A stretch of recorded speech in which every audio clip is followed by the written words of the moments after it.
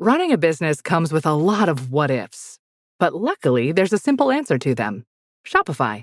It's the commerce platform behind millions of businesses, including Thrive Cosmetics and Momofuku, and it'll help you with everything you need. From website design and marketing to boosting sales and expanding operations, Shopify can get the job done and make your dream a reality. Turn those what ifs into... Sign up for your $1 per month trial at shopify.com/special offer. Welcome to People Tech, the podcast of the HCM Technology Report. I'm Mark Pfeffer.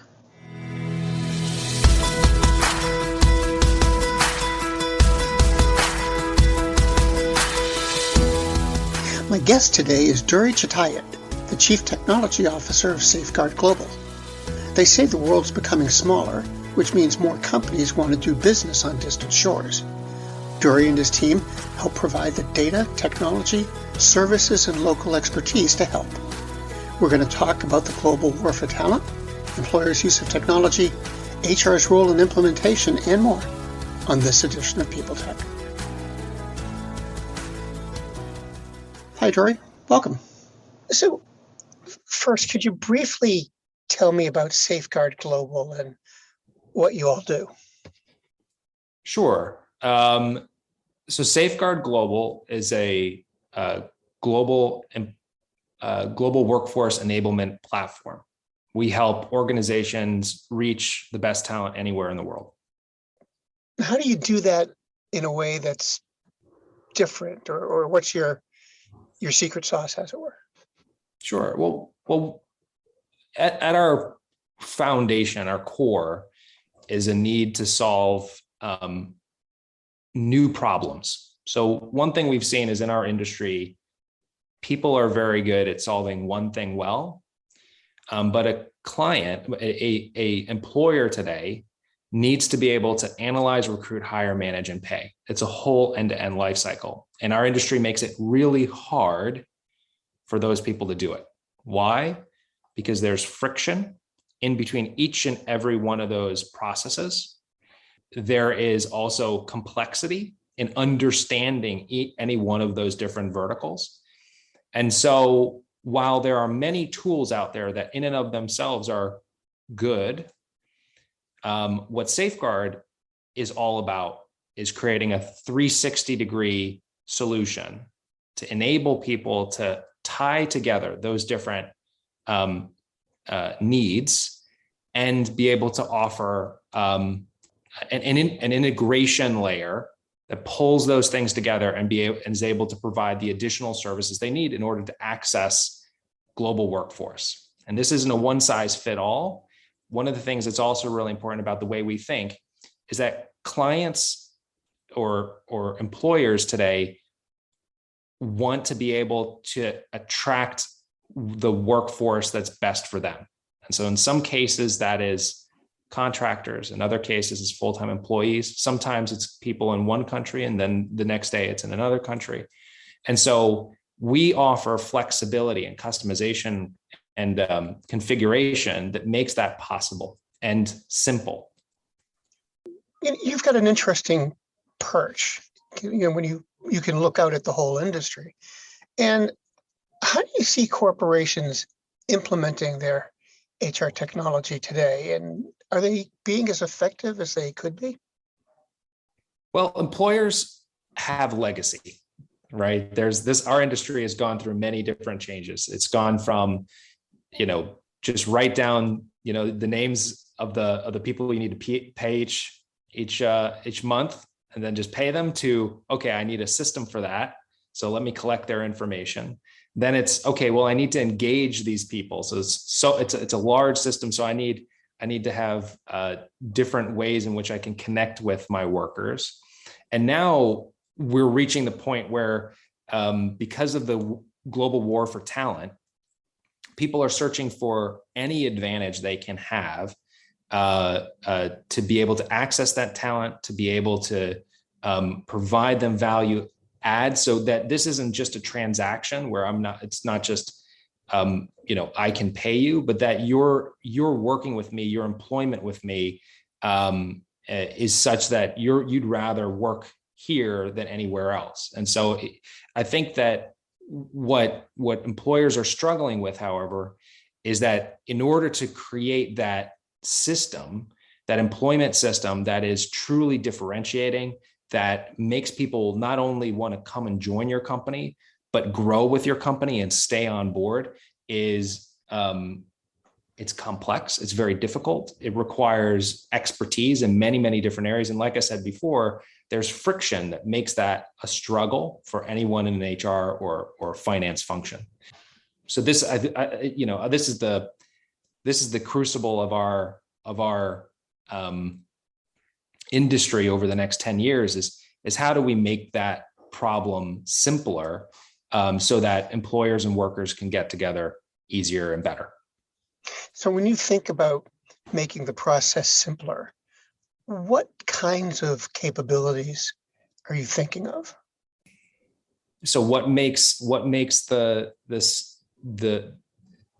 different processes that they have to do simpler, or what is the capabilities that we offer to do that? Yeah, either one, really. I guess what I'm just trying to get at is employers are faced with this challenge right now in terms of getting people on board, managing them.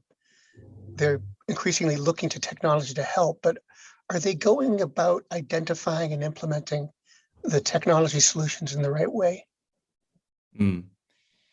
So employers want to be able to analyze, recruit, hire, manage, and pay. Each one of those different parts of the process, companies will have different challenges with them depending on their stage of development, their growth trajectory, what kind of markets they're trying to enter, what kind of talent they're trying to enter. So every organization will have a slightly different place where the pain is greatest. I would say that a significant number of, I'd say one of the biggest areas where people have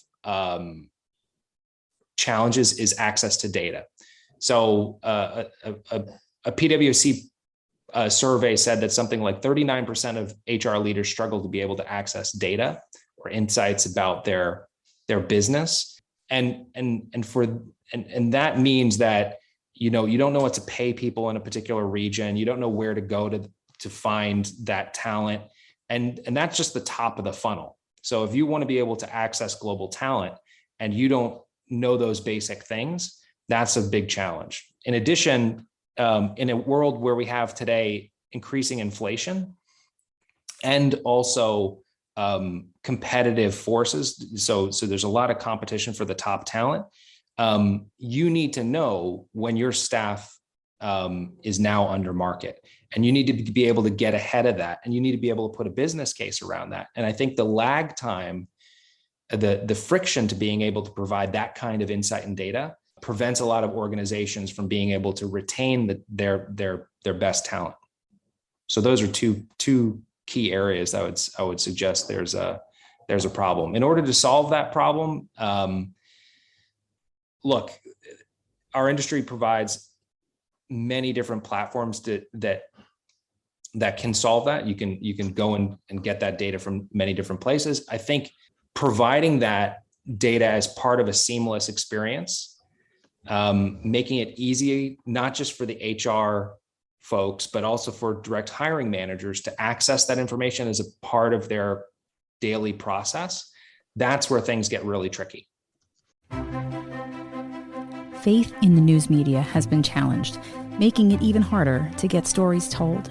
The Friday Reporter podcast was created to help audiences better understand the media by hosting journalists who will answer the questions to which we need answers.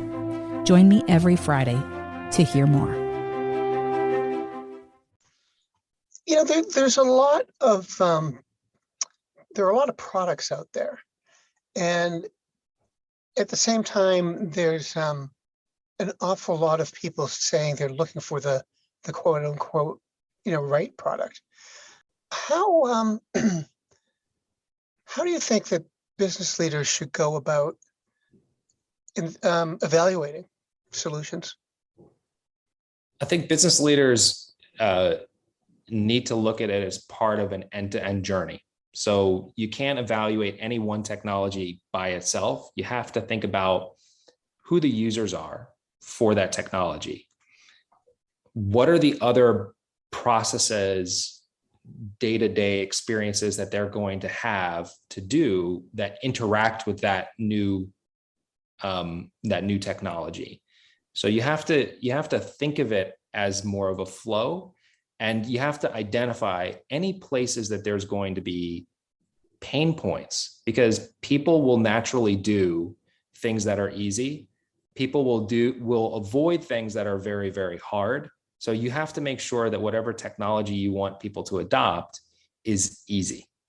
All of this is happening at a time when technology is moving pretty quickly, which it seems to me would complicate something like choosing the right solution. Do you think that's true? And do you expect that's going to change or remain as is? Absolutely. So in the software engineering space, we've made a hard turn towards what we call evolutionary architecture. And evolutionary architecture has two basic premises. One, it's not about making the right choice, but it's about making a choice that you can live with that will not close any big doors. So you want to be able to select technology that gives you options, not technology that locks you into a choice that you are now committed to forever.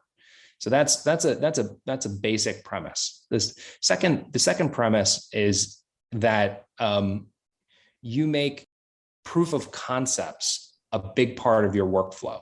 So you want to make sure that you're rolling out new technology through experimentation by having real users interact with that system, and then gathering the feedback as you roll it out, observing the actual behavior of users and seeing how then you can tag on improvements all along the way. So it's part of that agile approach, and I believe that that's the only way that technology can practically work these days, because there's just, as you say, very many new things coming out every day. And the last thing you want to do is lock your organization into something that is outdated or not applicable for the new talent landscape you might find yourself in a year, 2 years, 3 years from now. What about something like implementation? Is that something that folks in HR should be concerned about, or should they just leave it to IT? Well, absolutely. So implementation is all about customizing the technology for your use case. So I believe strongly that every organization, if they're going to be successful in the talent landscape they have today, they have to have a strategy. And the strategy has to have a competitive advantage. It means that the way you work is different than the way everybody else works. So in that basic premise means that HR needs to be designing their designers of the workforce. They need to be thinking from a design perspective. They need to be customizing, curating the experiences that their workers and their hiring managers have as a part of that technology. Last question. There's a lot going on out there. I think we've established that. But what would you say are the 2 or 3 most important trends that people should be paying attention to right now? Well, as a technologist, I believe that data, and this is maybe something that people would have said decades ago, but it's more true now than ever before. Data is the lifeblood of any technology system. So there are trends in technology that makes data more liberated, more available between systems. One of the things that I'm often very skeptical of is an organization that says we are RPA, RPA, RPA, which basically just tells me that you have computers doing what humans should be doing.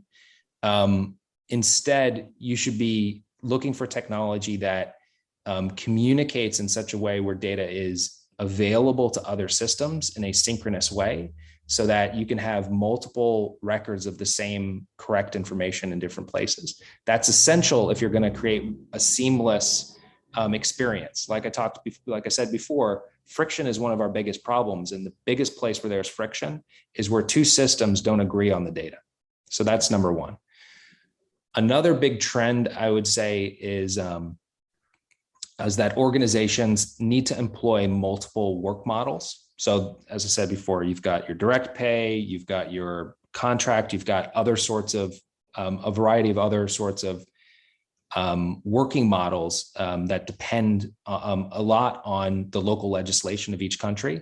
This is very complicated to do on your own. So companies like Safeguard are around to be able to make that easy so that you can access multiple, you can basically work in any way, what we call work in any way. So I'd say that's another big trend. The last big trend I'd say, there's so many to choose from. But I would say having analytics a part of your basic workflow, that every HR organization should be a data intensive operation, that we should be thinking that they are thinking from data as a first as a first order of business. And I think we're going to see more and more tools and technologies come out to support that, and many more HR organizations adopting that fully. I think that the many organizations are already on that journey, but I think that trend will pick up steam significantly over the next five years or so. Thank you very much. I really appreciate you stopping by. Thank you, Mark. It's nice talking to you.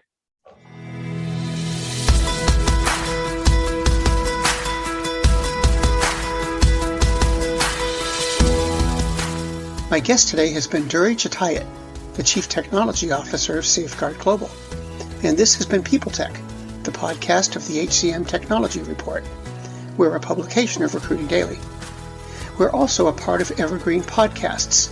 To see all of their programs, visit www.evergreenpodcasts.com. And to keep up with HR technology, visit the HCM Technology Report every day.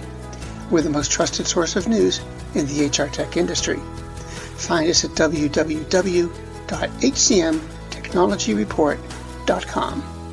I'm Mark Pfeffer.